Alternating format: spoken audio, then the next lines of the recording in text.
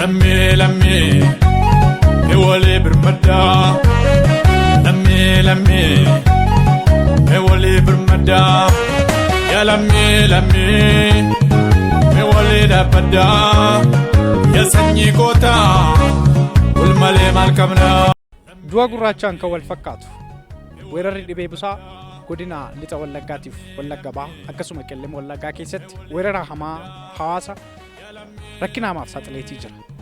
Maarreen dhibeen yookaan ammoo dhukkubni daanyaa waaqaati jira Oromoon waggaa mammaaqu. Dhibee irraa wal baraaruu akkasumas immoo balaa uumamaa jiraa wal furuun gahee hunda keenyaati.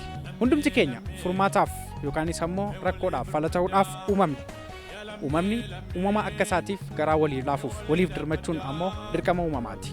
Maarreen buuruma kanaan dhaabbanni Akmal Initiative for Development jedhamu hawaasa isaa wayita garaa garaatti dhibeef rakkoof akkasumas immoo sababa uumamaatiin qe'eef qabeenya isaarraa buqqee cina dhaabbachuun hojii seena qabeessa hojjechuudhaan beekama. Ammas lixa wallaggaatiif qellem wallaggaaf keessatti dhibee busaatiin hawaasa keenya miidhamee tumsa gochuudhaaf waamicha isiniif dhiyeessu gammachuu guddaatu itti dhaga'ama. Egaa hawaasni keenya magaalaa Finfinneetii jirtan naannoo bakkannisaa yookaan makkannisaa jedhamee beekamu galma makana Yesuus sagalee misraachoo jedhamu keessatti yoo waan qabdan gumaachitan dhaabbanni Akmal Initiative for Development jedhamu amanamummaa guddaadhaan dhaamsa keessan yookaan kennaa keessan isiniif qaqqabsiisa. Ammuma bakka kanatti waan gumaachitan gumaachaa galatooma.